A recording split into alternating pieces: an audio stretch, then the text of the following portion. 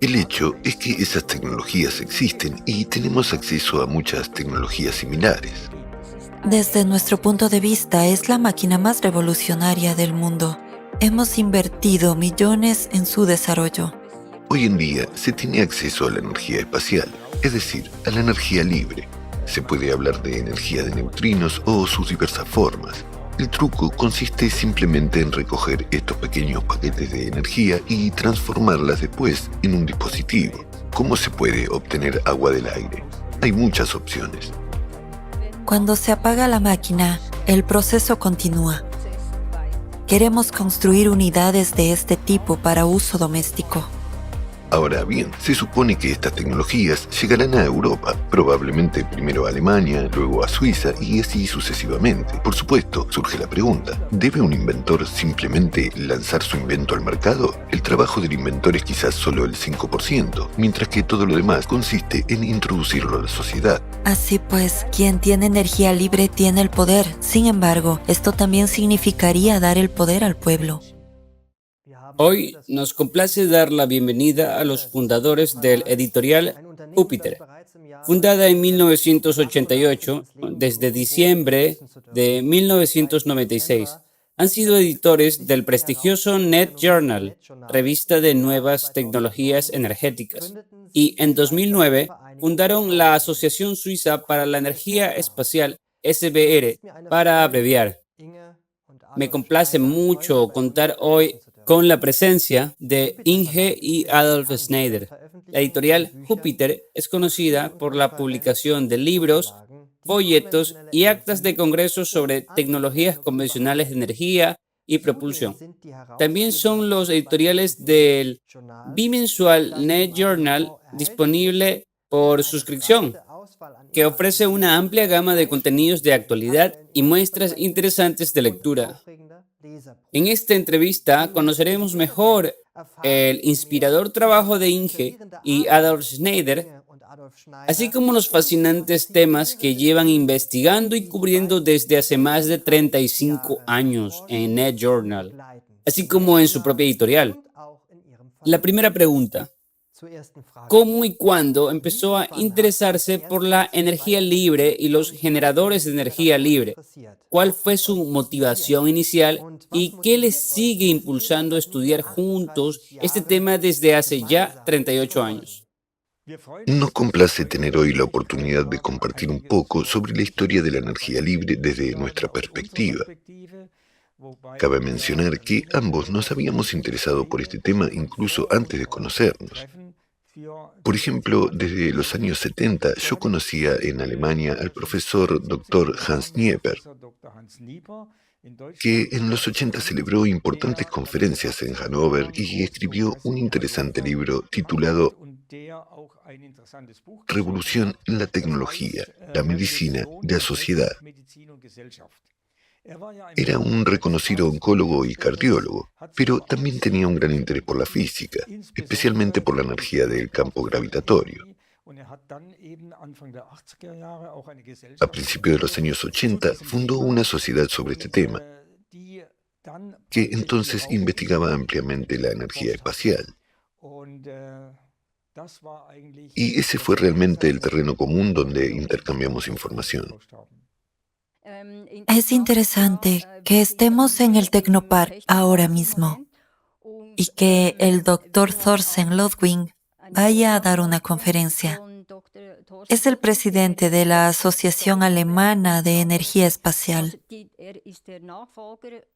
Así que en realidad es el sucesor del doctor Hans Nieper.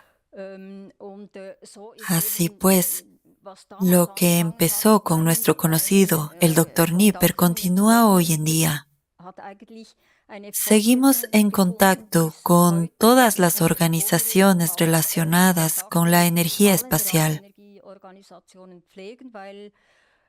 porque como usted ha dicho, hemos fundado la Asociación Suiza para la Energía Espacial. En Suiza también existe el Grupo de Trabajo Suizo sobre Energía Libre. Allí se utiliza el término energía libre y En algún momento, estas asociaciones decidieron utilizar el término energía espacial en lugar de energía libre. Antes de conocernos, conocí la energía libre en 1984, cuando visité la única máquina de energía libre que funcionaba entonces, llamada Testática, situada en la comunidad religiosa de los Meternita en Emmental. Junto con el físico, Dr. Hans Weber, vi esta máquina en acción. Producía unos 300 vatios, pero en aquella época también había aparatos más potentes que producían independientemente 1 kilovatio de energía o incluso más. Y a ellas se conectaban en carga. Por ejemplo, un taladro, un calentador, lámparas para poder ver claramente. El inventor, Paul Baumann, accionaba 2 ruedas en direcciones opuestas y de esta forma creaban un campo electrostático que luego podía utilizarse para extraer energía a través de las llamadas placas. Permítanme adelantarme un poco. Publicamos un libro titulado Testática y otros dispositivos de energía libre y esencialmente describe todo lo relacionado con esta máquina de energía. Pero me gustaría mencionar que el Dr. Hans Weber y nosotros estábamos asombrados por esta máquina de energía. Antes habíamos oído rumores sobre la existencia de dispositivos de energía libre y energía autónoma, pero nunca habíamos visto uno nosotros mismos, especialmente él, como físico nuclear, que en aquella época ocupaba un puesto de responsabilidad en el Instituto Federal de Física Nuclear. Decidió espontáneamente abandonarlo, rechazó un puesto muy lucrativo y fundó el primer instituto de biónica en la ciudad de Bruck. Así, haciendo un trabajo agotador, no pudo recuperarse y, por desgracia, murió demasiado pronto.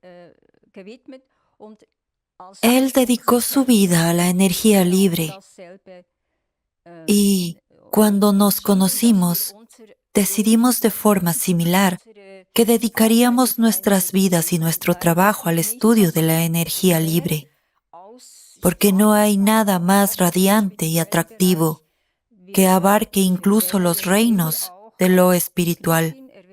Como cristiana, siempre menciono el reino divino, el acceso al reino divino, y esto le da a todo un atractivo increíble. Esa energía puede ser transformada técnicamente y eso es lo que nos interesa.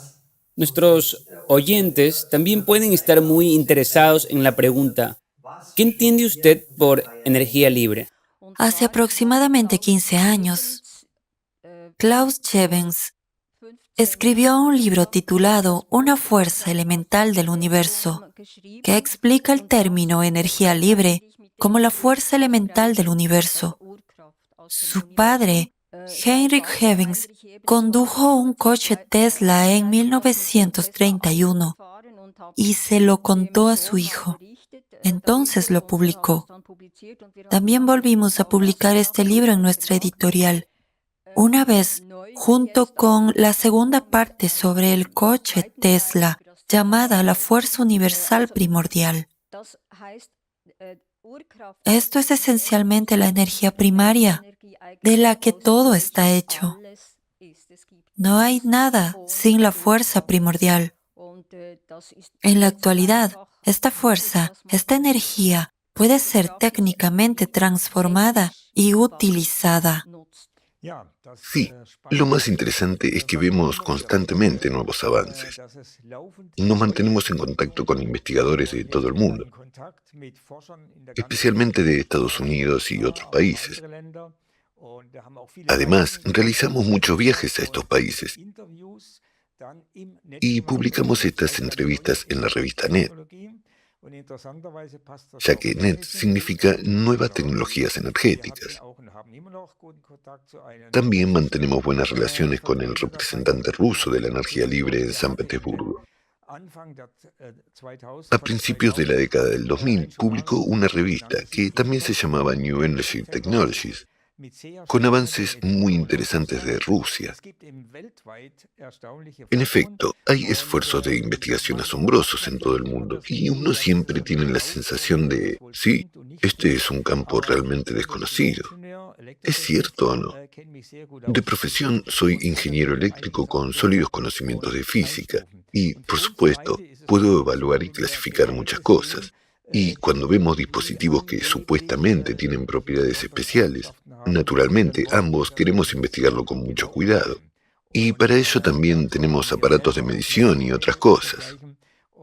Pero, como he dicho antes, la revista Net Journal, que publicamos desde 1996, abarca una amplia gama de temas, incluidos los avances especialmente notables e interesantes en energía solar o eólica. Por ejemplo, ¿cómo se puede obtener agua del aire? Hay muchas opciones, pero las preguntas son siempre las mismas. ¿Cuál es el costo? ¿Merece la pena? ¿Valdrá la pena? También recibimos estas preguntas de nuestros lectores. Entonces, una máquina de energía libre, si algún día está disponible para su compra, ¿merecerá la pena?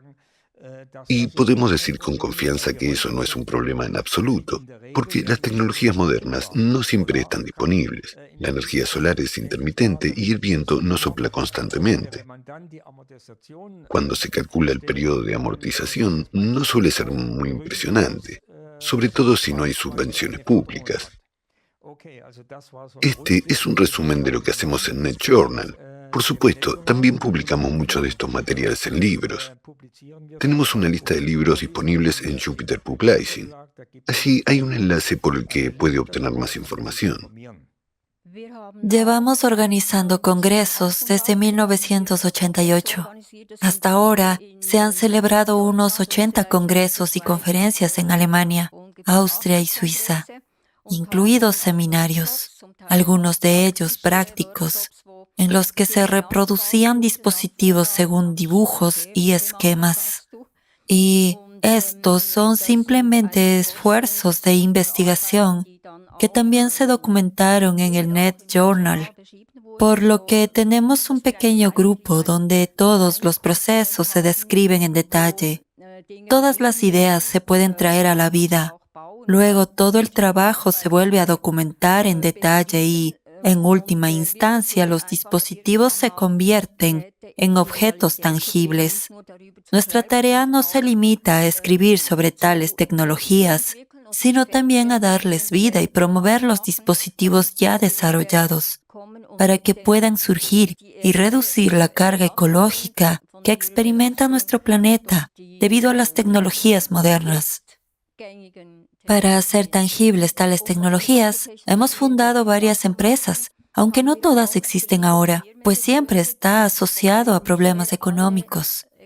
En el contexto del desarrollo económico, me gustaría mencionar que hemos invertido varios millones en desarrollo, viajes e inventores. Es un esfuerzo muy costoso. Por eso, no todas las empresas que fundamos siguen existiendo. Sin embargo, la empresa Overunity, con sede en Zug, sigue existiendo y, como su nombre indica, Overunity, eso es precisamente lo que es. Se trata de dispositivos que generan más del 100% de energía. Puede sonar utópico, pero no lo es. Porque cualquiera que, por ejemplo, tenga una bomba de calor en su casa sabe o puede informarse que esa máquina energética produce más energía de la que consume. Una bomba de calor convencional requiere un tercio de energía eléctrica o de otro tipo, y la bomba de calor especial solo una sexta parte. Y nuestro objetivo, por supuesto, es ampliar este tema de la sobreunidad a otras tecnologías. Y esta idea no es nuestra, existe en todas partes, ya lo hemos descrito. Mi esposa ha visto este dispositivo de testatica y, por supuesto, crea una sobreunidad en el sentido de que funcionan independientemente. Y, por supuesto, se puede decir que si tienes un factor de sobreunidad de 3 o 4, entonces puedes, básicamente, lo que está claro para todo el mundo, poner en bucle una parte de la energía de salida de una forma adecuada, quizás amortiguada a través de un sistema de baterías, para devolver energía a la entrada. Siempre surge la pregunta, ¿de dónde viene la energía? A menudo se nos acusa de trabajar en la creación de una máquina de movimiento perpetuo, que no se puede patentar, etc. Pero no es así. Nosotros mismos lo hemos investigado y sabemos por muchos investigadores que hoy en día hay acceso a la energía espacial, es decir, a la energía libre. Se puede hablar de energías de neutrinos o de sus diversas formas. Hay numerosos tipos de energía radiante circulando por todas partes. El truco consiste simplemente en recoger estos pequeños paquetes de energía y manifestarlos en un dispositivo. Me gustaría añadir, por supuesto, hay una diferencia entre una bomba de calor, que obtiene su energía precisamente del calor, y los llamados dispositivos con la eficiencia de la sobreunidad, que extraen su energía de un campo energético desconocido, la energía de los campos cuánticos y del vacío. El profesor Turtur habla de la energía del campo de vacío. Esa es la diferencia. La tarea se complica porque no se puede demostrar de la misma manera que la función de una bomba de calor. Pero eso es lo que queremos hacer. La energía libre abarca una amplia gama de formas de energías diferentes, por lo tanto no es tan fácil de entender. Por ejemplo, en 1989, Martin Fleischmann y Stanley Pons descubrieron el llamado fenómeno de fusión fría y construyeron dispositivos que funcionaban de forma autónoma y extraían energías de los reinos atómicos sin producir radiación.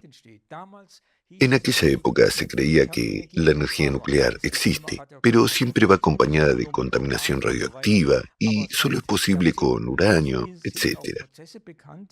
Pero desde hace décadas también se conocen procesos de transmutación estudiados por muchos físicos. Hay investigadores de todo el mundo en este campo, con los que nos mantenemos en contacto. Esto también es energía libre. Energía libre significa que está disponible libremente, sin necesidad de grandes esfuerzos. Por ejemplo, Malcolm Bendall desarrolló su propia física del plasma. Conoció personalmente a Fleischmann y Pons y está familiarizado con toda la situación. La única razón por la que los dispositivos basados en la fusión fría, hoy también denominada tecnología de baja energía, no se utilizan en todas partes es que la comunidad mundial de físicos apostó por la fusión caliente, porque genera miles de millones en ingresos y emplea a decenas de miles de profesores y especialistas. Es como un gran transatlántico. No se puede parar de repente, porque en ese caso se malgastaría mucho dinero. Lo mismo ocurre en muchos otros sectores de la economía. Esto significa que tenemos que encontrar la manera de introducir sin problemas nuevas tecnologías o nuevas formas de tecnología en la economía. Hablaremos de este tema con más detalle más adelante. Esto es muy interesante. También estamos muy interesados en los taquiones. Y a este respecto, surge la pregunta, ¿qué son los taquiones y cuál es la energía de los taquiones? De sus publicaciones hemos deducido que la energía del campo gravitatorio, la energía cósmica, la energía de los taquiones y la energía del éter de Tesla son formas de energía iguales o idénticas. ¿O hemos entendido algo mal? Sí, hablaré de la energía taquiónica un poco más tarde, pero quizás añadiré algo sobre el coche Tesla. Por supuesto, en aquellos tiempos no existían los coches Tesla tal y como los conocemos hoy. Los coches Tesla modernos funcionan de forma totalmente convencional, utilizando motores eléctricos y, por consiguiente, necesitan una gran batería. El profesor Meil dijo, un coche Tesla lo es por fuera, pero no por dentro. Sí, eso puede explicarse así. Hay muchos informes más o menos verificados. Sin duda hay algo de verdad en ellos, que en 1931 Tesla convirtió un coche a la propulsión eléctrica. No es nada especial, ya que tales coches ya existían en ese momento. Pero él desarrolló su propio amplificador con circuitos eléctricos especiales y su propia antena, que al parecer captaba algo de energía del espacio o del éter, cargaba a las baterías. Así, el coche podía recorrer varios cientos de kilómetros. La historia, como mencionó mi esposa, está detallada en nuestro libro, La fuerza elemental del universo, que hemos vuelto a publicar recientemente. Volvamos a la energía taquiónica. El término taquiones apareció con frecuencia en los medios de comunicación de masas y alternativos en los años 80. Y uno de los que lo utilizó fue el Dr. Nieper. Los taquiones son partículas hipotéticas que viajan más rápido que la velocidad de la luz. Pero, como sabemos por Albert Einstein, en realidad no hay partículas ni masa que puedan moverse a una velocidad superior a la de la luz. Sin embargo, este tema abre espacio a la especulación. Pero lo que sí se sabe, al menos hoy, es que hay neutrinos. Los neutrinos también tienen masa y en ciertos medios, como los materiales de grafeno, pueden excitar el grafeno y, por lo tanto, los átomos para que vibren y liberen energía. Por supuesto, es extremadamente pequeña. Pero si se multiplica apilando muchas capas, que son atómicas, es decir, extremadamente finas, entonces podemos obtener cierta cantidad de energía.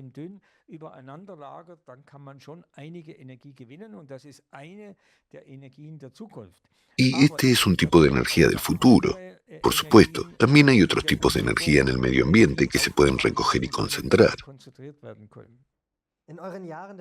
Es probable que haya visto muchas tecnologías diferentes a lo largo de sus años de investigación, periodismo y trabajo con el público. ¿Podría hablarnos de los métodos más eficaces que recuerda con más cariño?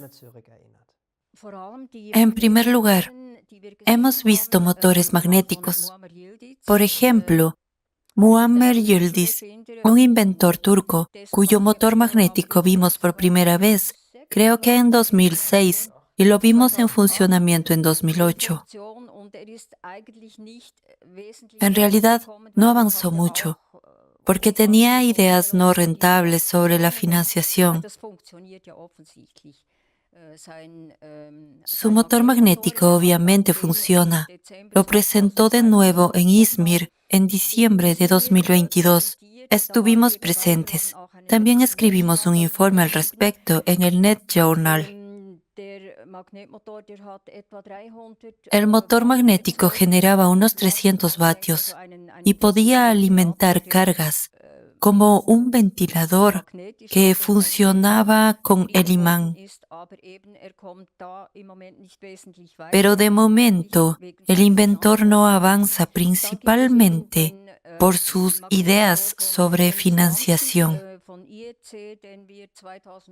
Hay otro motor magnético de Dennis Danzig, de la Inductance Energy Corporation, IEC, que vimos en Scotland en 2009.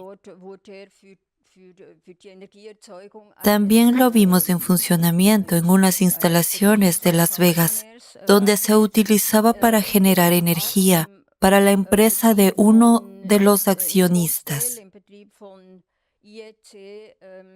Además, vimos unas 2 docenas de motores magnéticos en distintas fases en la planta IEC en Scotland, y luego recibimos un registro de la energía producida durante varios meses. Escribí un folleto sobre nuestra visita a Las Vegas y Scottsdale. Quizá Dennis Danzig dé una conferencia en nuestro congreso de Stuttgart. Esta tecnología tiene sus inconvenientes, sobre todo los volantes de inercia, muy pesados, pero este motor magnético funciona completamente en modo autónomo. Denis Danzig también utiliza imanes de neodimo, si los conoce, pero desarrollados especialmente, no los de China, sino los llamados asimétricos. Él desarrolló una configuración geométrica completamente única que permite generar 25 kilovatios de energía con un gasto energético mínimo de unos 300 vatios. Pero, por supuesto, también existen otras tecnologías de motores magnéticos. Desde hace algún tiempo estamos en contacto con la empresa Holcomb de Florida. Esta empresa está representada por una asociación de accionistas en San Diego y actualmente se está promocionando activamente a nivel mundial. Conocemos a los accionistas y licenciatarios que están deseosos de llevar esta tecnología al mercado. Hemos invertido 6 cifras en tecnología y hemos traído inversores a la empresa. Uno de ellos tiene previsto iniciar la producción en breve. Creemos que es un gran avance. Puede que la producción no empiece tan rápido, pero los dispositivos están listos para la producción en masa. Ya se fabrican en Estados Unidos, aunque de forma manual. Ahora, el objetivo es establecer una producción en serie. Esto se hará por primera vez en Alemania, gracias al contacto que hemos facilitado. Estamos estudiando la posibilidad de establecernos en Suiza. Todavía tenemos que evaluar las posibilidades de producción que disponemos allí. Hay varios documentos y enlaces disponibles sobre este tema, que facilitaré para que puedan leer todas las patentes. Va a ser una historia fascinante. De momento Bueno, cabe mencionar que hasta 2017 se dedicaban a desarrollar motores magnéticos que funcionaban como motores normales. En 2017, al inventor se le ocurrió la idea de cómo crear prácticamente un campo virtual. Esencialmente, se trata de un campo giratorio, como en los motores convencionales, pero sin que el rotor gire realmente. Eso significa que ahora tenemos un dispositivo que parece un transformador, pero que proporciona una ampliación de energía de un factor de 2 a 8. Y lo más fantástico es que utiliza un efecto magnético muy específico, que reconocí inmediatamente, ya que ambos asistimos a una conferencia del Dr. Folkrot en Zúrich en 1986, donde presentó su desarrollo. Patentó este invento tras descubrir, siendo un experto en tecnologías magnéticas, que al desmagnetizar material magnético se obtiene más energía de la que se introduce inicialmente. Es el llamado efecto dominó, en el que los dominios Weiss se pliegan unos sobre otros. La energía procede del campo cuántico, lo que significa que entra energía adicional. Esto es muy similar a la tecnología Holcomb, y como hay un gran efecto de amplificación, es naturalmente posible. Como he dicho antes, tenemos que buscar soluciones autónomas. En Florida ya se han construido dispositivos autónomos. Aún tienen que resolver algunos problemas técnicos con tipos especiales de relés y baterías. Necesitan baterías específicas, preferiblemente de grafeno. Las últimas innovaciones de China que no se calientan a altas corrientes. Todo esto sucederá, pero de momento lo interesante son los llamados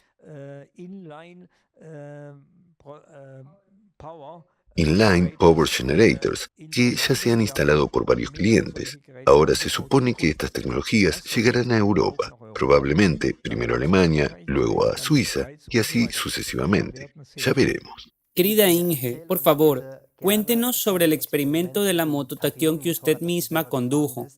En el transcurso de nuestra investigación hemos aprendido datos interesantes, entre los que destaca un punto especialmente valioso sobre los resultados obtenidos. ¿Se registró oficialmente este experimento? Como sabemos, usted no solo condujo esta moto, sino que también llevó a cabo la investigación, usted misma. Sí, fui miembro de un grupo de trabajo suizo que estudiaba estos dispositivos y desarrollos, incluido el de Klaus Kruger, Él colaboró con un ingeniero alemán, al que ambos conocíamos independientemente. Klaus Kruger era medium y creo que se inspiró para crear este invento en estado de trance. En 1982 tuvo lugar en Hannover el primer congreso de la Asociación Alemana de Energía Gravitatoria bajo la dirección del Dr. Hans Nipper. Usted no estaba involucrado entonces, ¿verdad? Allí se presentó específicamente este desarrollo. También se mencionó en el libro Revolución en la tecnología, la medicina y la sociedad, que ambos leímos de forma independiente. Y quedamos literalmente electrizados por las posibilidades de esta energía. Su descripción quedó reflejada en el libro y en 1983, como miembro de este grupo de trabajo, pude conducir este ciclomotor. Conocíamos a un ingeniero que apoyaba a Klaus Kruger y colaboraba con él. Por supuesto, fue una experiencia increíble porque hasta ese momento nunca había montado en un ciclomotor. Era la primera vez que conseguía montar en uno. Fue realmente increíble porque el ciclomotor no usaba combustible, simplemente andaba. Sí, exactamente. Se estaba cargando a sí mismo, pero no puedo decir exactamente cómo estaba sucediendo. Y fue un trayecto corto, apenas unos cientos de metros, pero aún así fue una experiencia increíble. Incluso hay una foto mía con el ciclomotor en alguna parte. Por desgracia, no puedo decir nada más al respecto. Muchas gracias. Sabemos que ustedes han estado involucrados activamente con los motores de agua para los coches durante algún tiempo, especialmente en los últimos años. Y de los motores de agua en general, háblenos de esta investigación y de la tecnología en sí. ¿Qué resultados ha obtenido? En 2017 vimos en Internet el libro El motor de agua de José Baezken Guillén. En ese momento solo estaba disponible en español. Se puso muy contento cuando nos pusimos en contacto con él. Nos dijo que estaba deseando recibir comentarios de la comunidad internacional, especialmente de quienes quisieran traducir su libro a otros idiomas. Nosotros lo hemos traducido al alemán y en realidad describió con bastante precisión cómo se puede llenar un ciclomotor de agua. No era un coche de agua, era un ciclomotor de agua, con agua. Pero también hay que decir que lo construyó en Brasil y hay otros combustibles allí. Utilizó agua y algo de aceite vegetal. A veces son combinaciones que no son tan fáciles de conseguir aquí o difíciles de realizar. Pero el caso es que luego tradujimos este libro y añadimos la primera parte desde nuestra experiencia. Y hay muchos desarrollos de motores de agua a partir de, por ejemplo, con Stanley Meyer, que por cierto es probable que en realidad conocimos a Stanley Meyer personalmente y de hecho condujo un coche propulsado por agua. Más tarde, seguimos el desarrollo posterior a través de Walter Jenkins. Creo que sigue trabajando en ello. Aún no lo ha sacado al mercado. Hay innumerables inventos interesantes. Trabajamos con el profesor Theo Almeida Murphy, que es miembro de nuestro consejo editorial. Ha presentado repetidamente en congresos que es posible mezclar un 95% de agua con un 5% de gasolina y crear así un nuevo combustible que pueda utilizarse en los coches. Pero simplemente no lo hace por razones políticas. El año pasado nos pusimos en contacto con un grupo de inventores serbios que inventaron el motor de agua, que es electrólisis, donde básicamente se mezcla agua con combustible y luego se crea un motor autopropulsado. Cuando nos reunimos con ellos en Serbia, vimos un coche que funcionaba principalmente con agua, entre un 80% y un 90%. Esto significa que el coche conducía con un depósito lleno de gasolina durante 5.000 kilómetros y funcionaba principalmente con agua.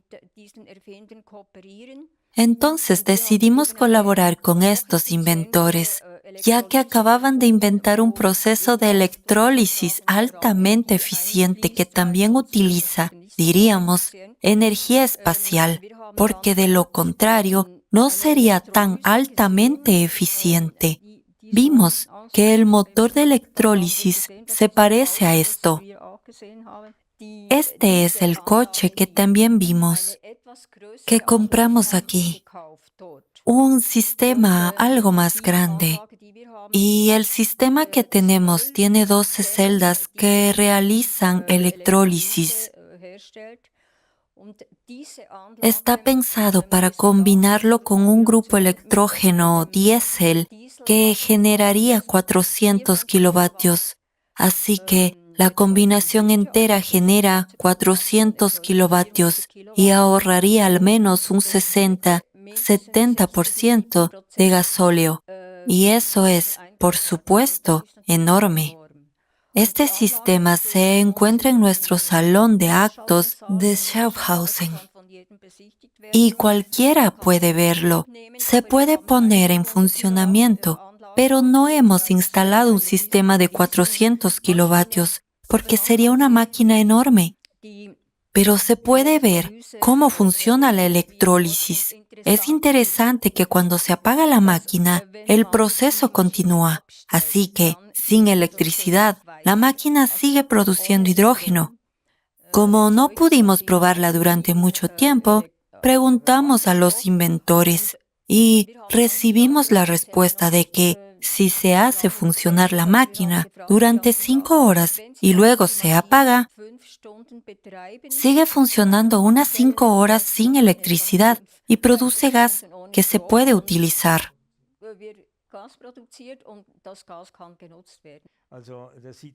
Así es. Simplemente se desenchufa, se desconectan todos los componentes electrónicos y, sin embargo, se sigue produciendo hidrógeno. Se puede ver por las burbujas y es un efecto que, para ser sincero, aún no he entendido.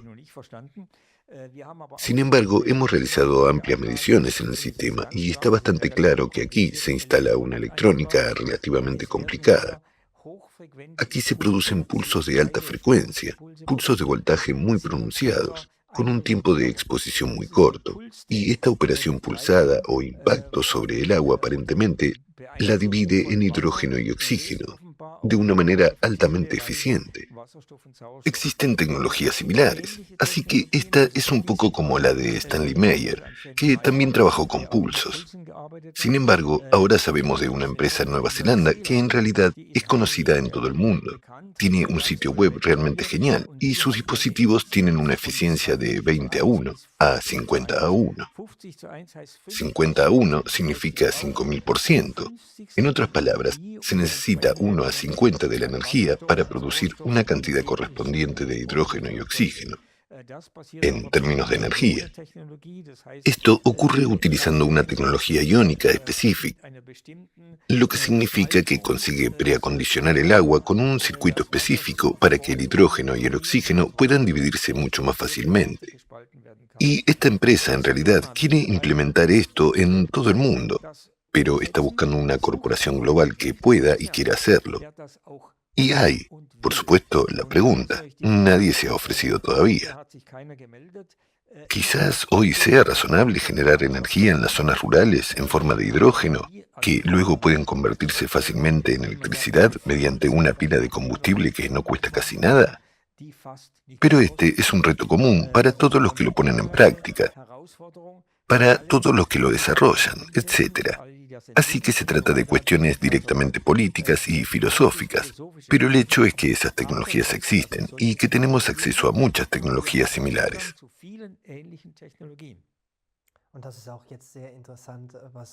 Lo que acabas de comentar es muy interesante. Entonces, es un motor diésel. ¿Tiene usted un aparato así en casa? Hemos llegado a un acuerdo con los inventores serbios para poder construir este tipo de dispositivos.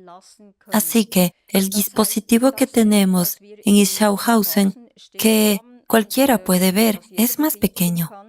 Ya han hecho funcionar generadores de 6.5 kilovatios. Estos generadores sirven como fuente de energía de emergencia mediante este sistema de electrólisis. Queremos construir unidades de este tipo para uso doméstico y este proceso ya está en marcha. Actualmente, también está previsto construir una unidad de prueba y después se podrán fabricar en serie. Ese es realmente el plan y es una situación mutuamente beneficiosa porque tenemos una gran demanda de tales equipos en Europa, Alemania y Suiza. Los serbios tienen trabajo con un costo de mano de obra mucho más bajo que aquí y necesitan empleo. De hecho, utilizamos estos contactos para la producción. He escrito un artículo sobre este tema y esto es lo interesante. Bill Gates está financiando el desarrollo de la electrólisis convencional con miles de millones de euros y pretende llevar las tecnologías del hidrógeno al mundo a gran escala. Lo que dijo sobre el desarrollo en Nueva Zelanda, con una eficiencia que alcanza el 5000%, es que se trata de un mundo totalmente diferente. Son dos mundos y este es solo un ejemplo. Escribí un artículo en el Net Journal sobre cómo estos dos mundos actualmente no se cruzan. Esto demuestra que el capital sigue atrapado en estructuras orientadas al beneficio. Pero cabe mencionar que los dispositivos de hidrógeno por electrólisis que Bill Gates promueve actualmente solo son económicamente viables si están subvencionados o financiados significativamente por dichos inversores. Por sí solos no son rentables, porque de este modo el hidrógeno no puede utilizarse económicamente. Sin embargo, el hidrógeno puede producirse eficazmente mediante electrólisis pulsada. Esto produce efectos de sobreunidad energética y se pueden alcanzar niveles de eficiencia del 5000%. Sin embargo, estas tecnologías aún no están reconocidas científicamente y, por tanto, tienen dificultades para ser aceptadas. Creo que la empresa neozelandesa está cometiendo un gran error al sacar la tecnología al mercado en colaboración con una corporación global. Es el camino equivocado. Tenemos que perseguir la descentralización llegar a la gente corriente en lugar de seguir apoyando un sistema energético centralizado. Ya escribimos sobre esto en el Net Journal en 2018 y ahora estamos en 2024 y nadie ha mostrado interés por ellos en estos 6 años. Creo que este es simplemente el camino equivocado. Y eso es exactamente lo que usted acaba de decir, Adolf. Imagínese, invertir 1.000 millones, ya sean en euros o dólares, en la dirección correcta con una tasa de eficiencia del 50%. Eso es algo completamente diferente. Pero, de nuevo, volvemos al aspecto financiero. Esa pregunta es muy importante para la gente. En su opinión, ¿existen generadores de energía gratuitos que se puedan comprar en una tienda y ensamblar uno mismo?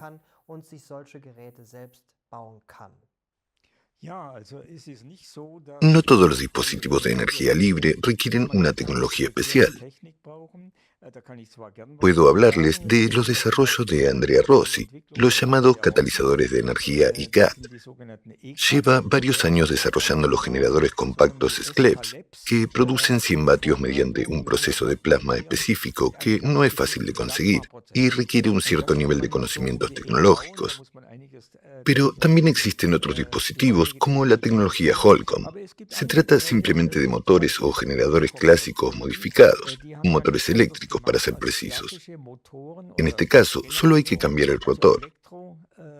Este método implica el uso de placas magnéticas únicas, hierro magnético y bobinados especiales, creando un campo magnético especial pulsante o giratorio, lo que conduce a un aumento significativo de la producción de energía. Se pueden comprar todos los materiales necesarios, incluido el alambre de cobre y el hierro magnético, y el resto es solo un flujo de trabajo. Esto debería aparecer en el mercado en un futuro próximo. Existen muchas tecnologías similares, como la llamada tecnología de flotación. Se trata básicamente de procesos puramente mecánicos que utilizan parcialmente la gravedad, aunque también intervienen otros efectos. Sin embargo, no se necesita ningún material especial. Son cosas totalmente corrientes que se pueden comprar en cualquier sitio. Todo depende de la configuración o construcción específica, es decir, de un cierto nivel de conocimiento.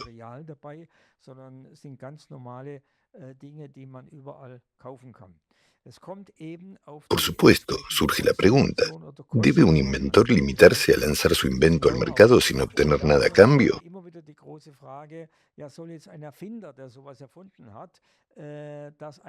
¿O debería vender licencias? Muchos creen que estas tecnologías deberían ser de código abierto. De hecho, eso es posible hoy en día.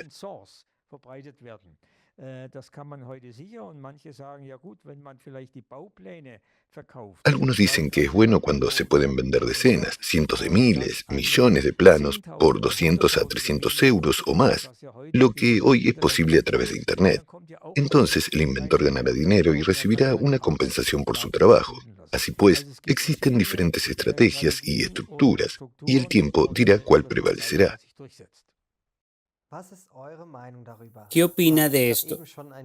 Acaba de mencionar que muchas tecnologías de energía libre, que no dependen de combustibles ni del clima, existen desde hace más de 100 años, pero aún no han encontrado una amplia aplicación. Y el acceso a la energía libre sigue siendo restringido. ¿Cuáles son las razones subyacentes? Creo que la razón principal radica en la situación económica actual, que todos estos dispositivos de energía libre realmente pondrían patas arriba.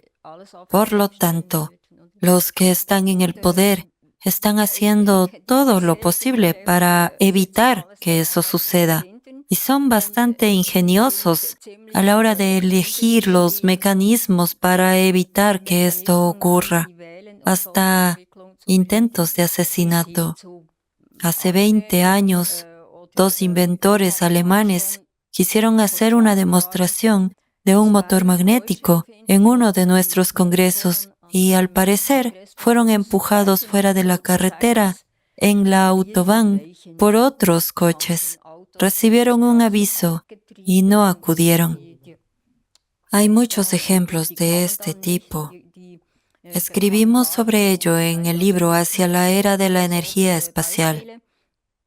En él, reunimos las mejores tecnologías descritas en el Net Journal desde 1996 y contamos qué eran entonces y qué ha sido de ellas hoy, por qué en su mayoría no se aplicaron.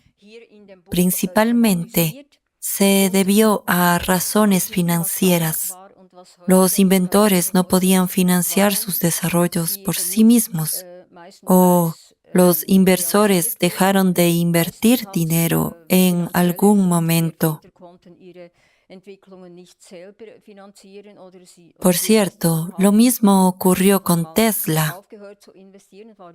JP Morgan dejó de invertir dinero en algún momento.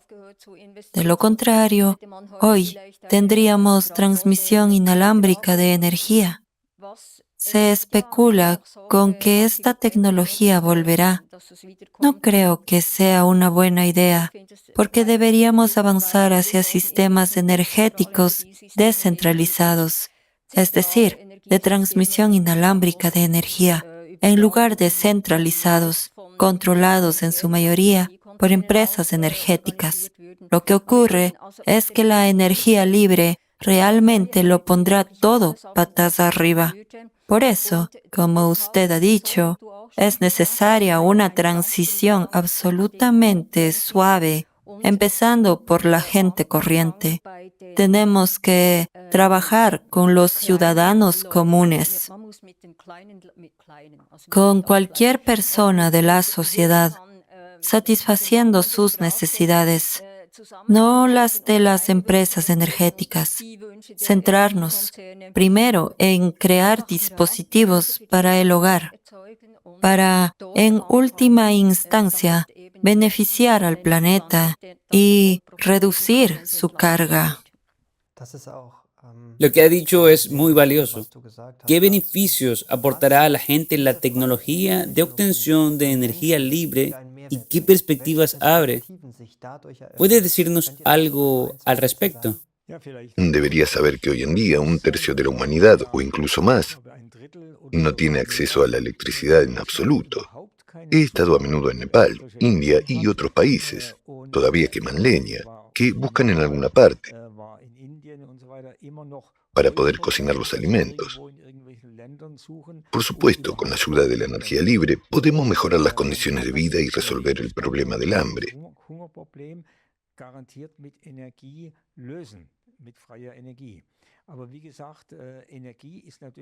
Pero, como he dicho, la energía es también la clave de la política, que siempre tiene sus propias reglas de juego. Wenn man also solche Technologien, wie meine Frau schon gesagt hat, an den kleinen Mann verbreiten kann, dann ist das die optimale Lösung. Das fängt im Prinzip an. Así que la solución óptima, como dijo mi esposa, sería difundir la tecnología entre la gente corriente. Básicamente, podríamos empezar creando y distribuyendo generadores de energía muy pequeños, capaces de cargar, por ejemplo, solo teléfonos móviles. Solo se necesitan unos pocos vatios y, sin embargo, los beneficios son inmensos. Entonces, ¿será posible ahorrar miles de millones de baterías necesarias hoy en día, pero que plantean un problema medioambiental?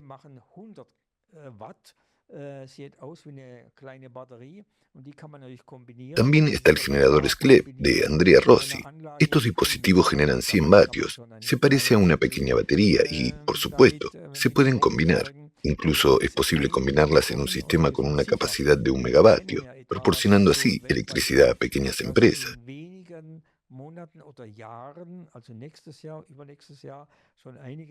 Así pues, hay muchas cosas interesantes en el horizonte y confiamos en que dentro de unos meses o años, es decir, el año que viene o el siguiente, aparezcan en el mercado muchas novedades en este campo. Y esto, por supuesto, repercutirá en toda la situación política y social. Podemos decir que ya estamos en el punto en que importantes medios de comunicación como Spiegel, New York Times o Corriere della Sera escribirán sobre ello. Y en este sentido, nos alegramos de que exista una organización como la Sociedad Creativa. Muchas gracias. Para nosotros también es un honor tener la oportunidad de realizar esta entrevista. ¿Podría compartir su opinión sobre la responsabilidad? Me gustaría hablar de ello porque poseer energía libre y limitada implica naturalmente un alto grado de responsabilidad. ¿Cree que la humanidad está preparada hoy para asumir esta responsabilidad? Si queremos esperar a que la humanidad esté supuestamente madura, es decir, que no todo el mundo lo esté todavía, porque no podemos decir que nosotros tenemos la conciencia y los demás no. Pero, ¿qué pasa con los que podrían tenerla? Si decimos así, juzgamos así, entonces nunca podremos introducir esas tecnologías. ¿Y quién mide el nivel de madurez? Sí, no es tan sencillo. Hay otro criterio importante, es el estado del planeta, porque necesita soluciones de este tipo. Por eso, trabajamos en esta dirección. En uno de los libros, no recuerdo exactamente cuál, Máquina Eureka u otro, escribí sobre el llamado método del martillo de madera. El método consiste en crear, producir o desarrollar dispositivos y luego ponerlos sobre la mesa, por ejemplo, para los científicos, para que no puedan ignorarlos. Al final, tienen que adaptar su visión o sus conceptos científicos, su física. No hay otra manera. No podemos esperar a que cambien su física para luego crear dispositivos. Al contrario, al crear esos dispositivos, podemos cambiar la conciencia de la gente y cuando se coloquen en las casas de la gente, surgirá la pregunta, ¿cómo genera electricidad este aparato? Y pensarán en ello. Esto dará un impulso para la reflexión y la conciencia y tendrá un efecto fructífero. Pero eso no significa que debamos elevarnos por encima de la gente y decir que carecen de conciencia y que debemos esperar antes de introducir la tecnología. Y creo que eso también es valioso. Usted ha mencionado que si estas tecnologías se hacen accesibles a la gente y están en casa, en la cocina o en cualquier otro lugar, entonces la gente hablará automáticamente de ellas y ni siquiera habrá necesidad de estas grandes publicaciones si la gente empieza a hablar de tecnologías. Sí, aunque no es malo que escriban sobre ello. Usted no está del todo correcto cuando dice que los grandes periódicos, Spiegel, etc., no deberían informar sobre ello. Por ejemplo, The Wall Street Journal ya ha escrito sobre los motores magnéticos, IEC, de forma muy positiva y agradable. Lo cité en mi folleto sobre el viaje a Estados Unidos, así que creo que va a llegar y tengo bastante confianza en ello.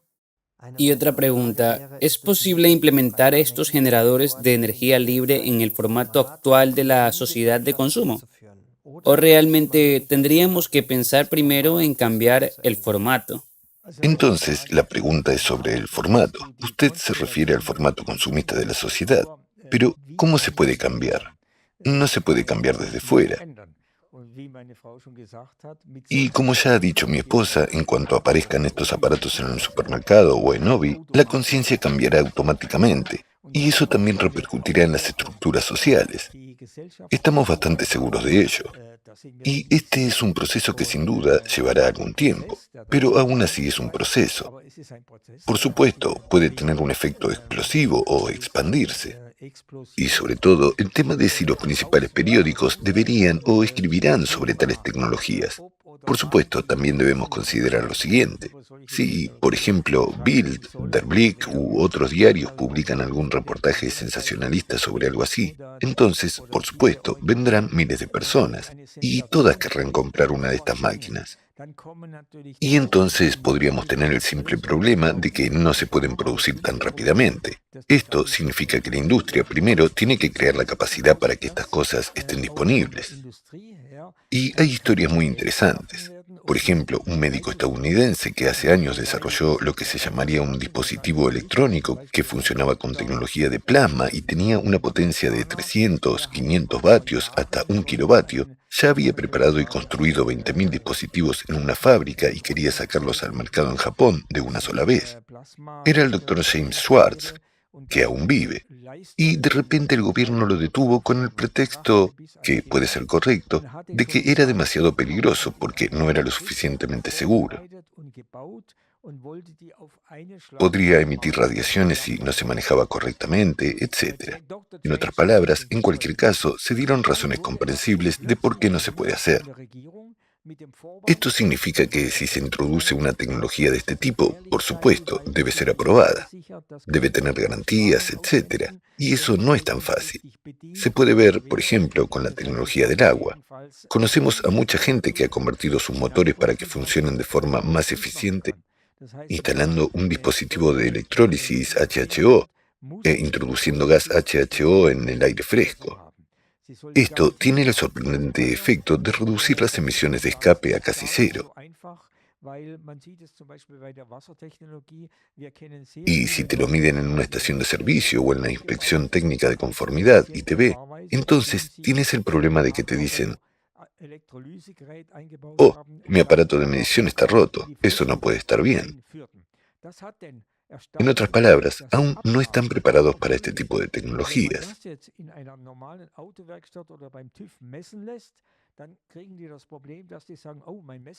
Así que también hay que planificar la implementación de forma muy inteligente y estratégica.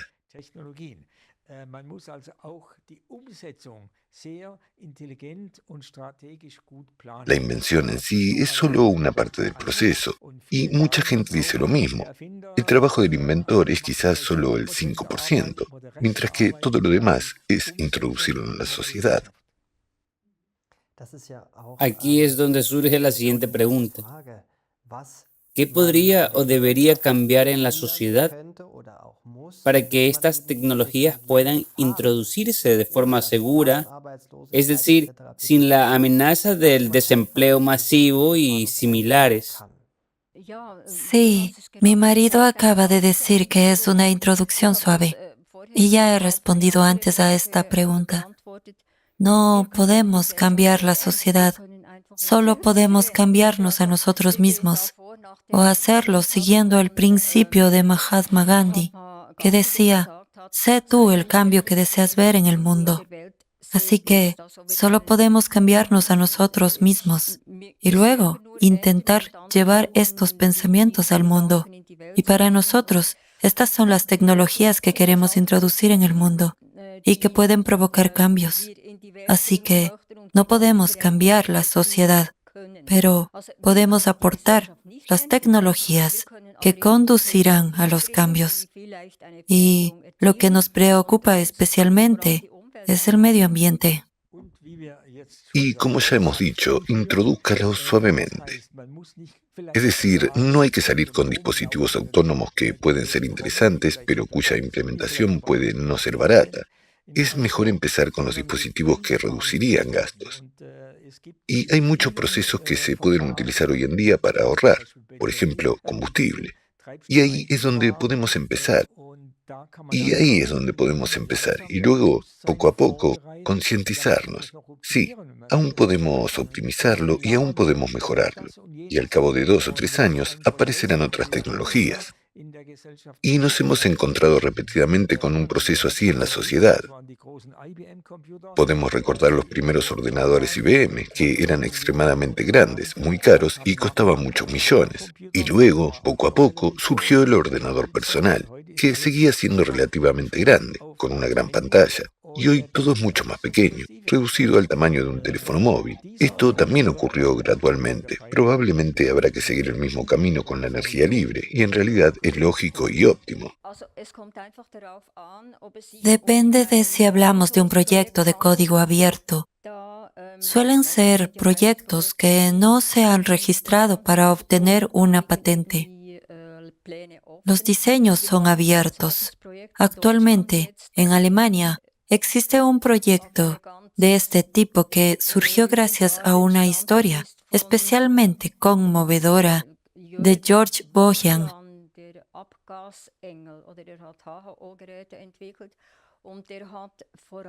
El experto en gases de escape desarrolló dispositivos HHO. Al principio estudió el libro de Reinhard Kocher, Energética Informacional. Yo diría que Reinhard Kocher es un estudioso de la nueva era.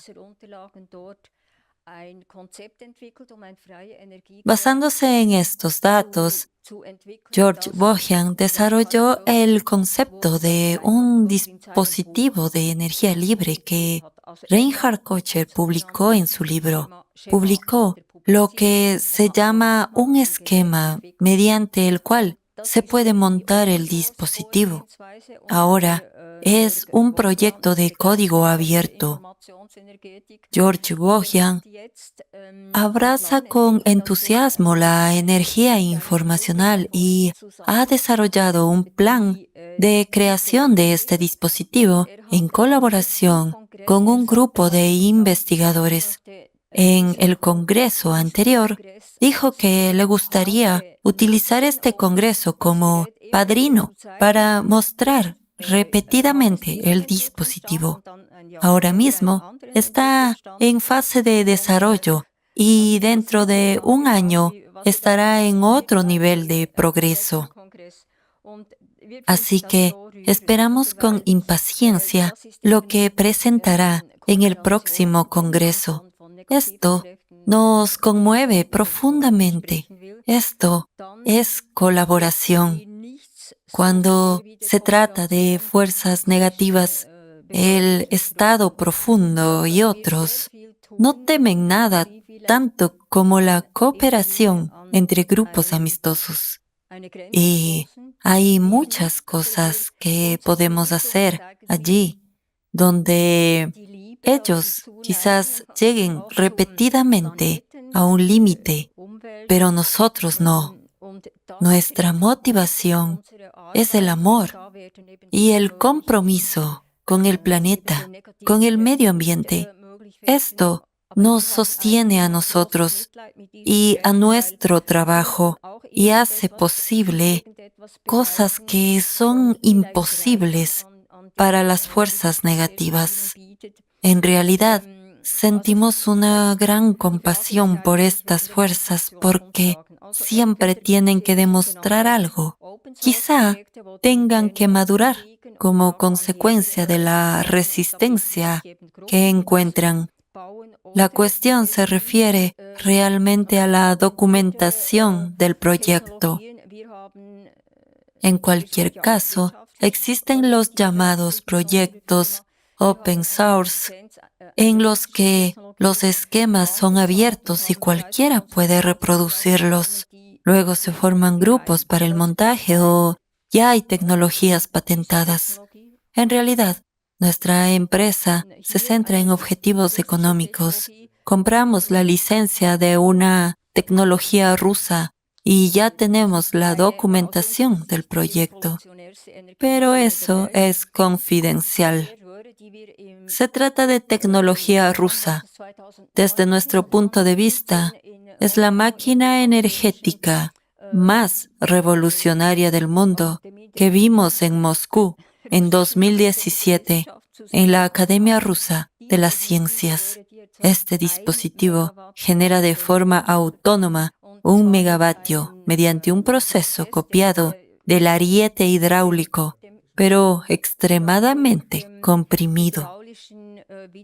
Y desafortunadamente, este desarrollo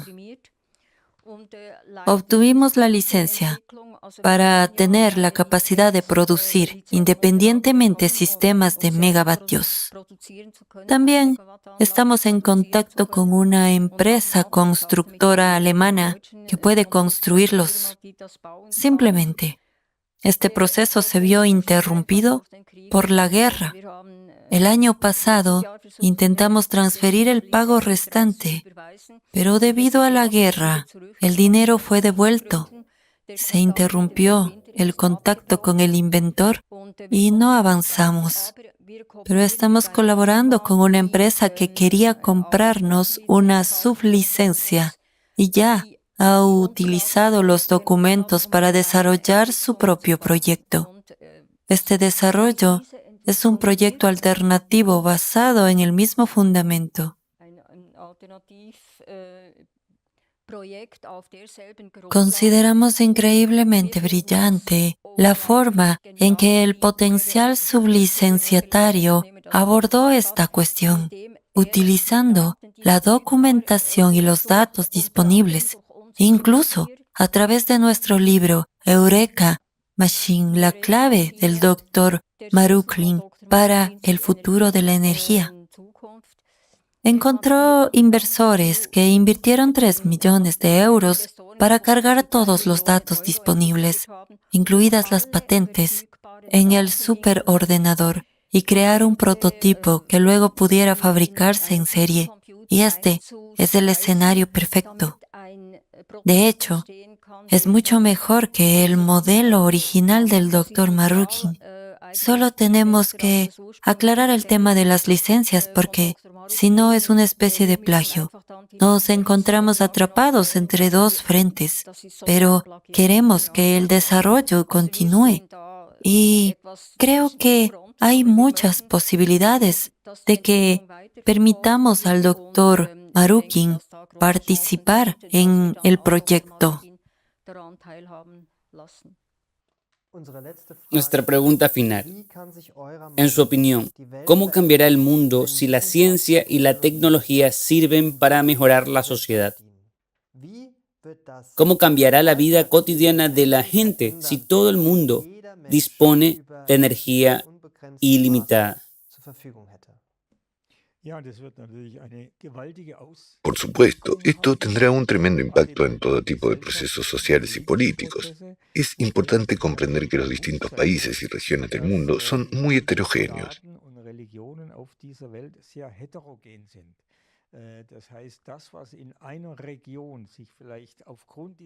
Esto significa que lo que puede surgir o desarrollarse en una región gracias a estas nuevas tecnologías no tiene por qué suceder de la misma manera en otras regiones. Para ello es necesaria la cooperación a nivel internacional, que en cierta medida ya existe entre los gobiernos, pero también debe provenir de los ciudadanos. Para ello son necesarias las organizaciones internacionales.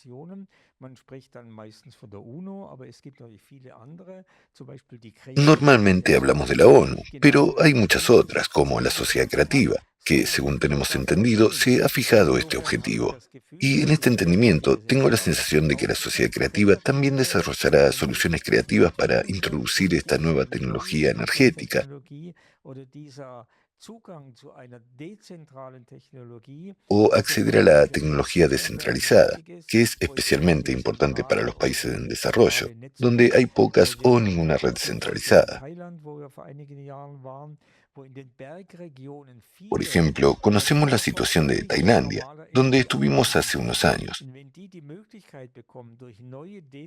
Muchos pueblos de montaña están completamente aislados del suministro eléctrico.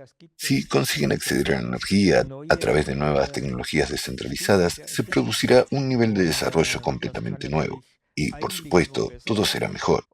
Esperamos que la conciencia de la gente se adapte a estos cambios y aprenda a utilizarlos. Ha mencionado Tailandia, así que volveré sobre ello. Ellos tienen la tecnología. El propio gobierno ha financiado y apoyado la tecnología, a saber, The Cinetic Power Plant, KPP, desarrollada por Roche Innovations. Ya hay aparatos de 100 y 500 kilovatios en funcionamiento cerca de Bangkok, aprobados por la inspección de SGS y TUV. Esta tecnología procedía de Alemania, donde la empresa sufrió cierto acoso, por decirlo suavemente. No tenían ninguna posibilidad de sobrevivir aquí, pero ya tenían contactos en Tailandia con la familia real. Nosotros también teníamos contactos y queríamos hacer de intermediarios, pero los contactos resultaron ser idénticos.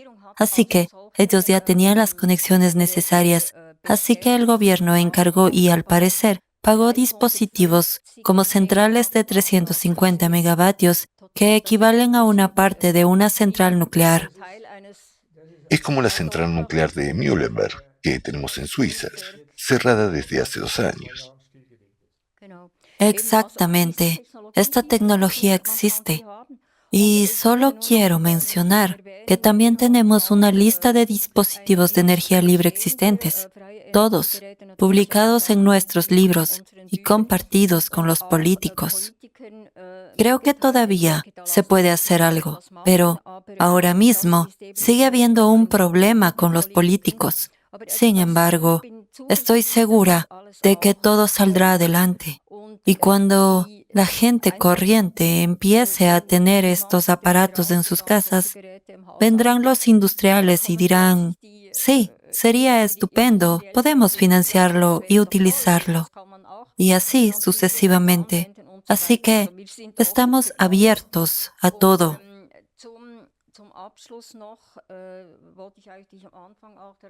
Y por último, lo que quería señalar al principio, este libro sobre los verdaderos visionarios de nuestro tiempo fue publicado en 2010 por Scorpio Publishing y fue escrito por Martin Hausler.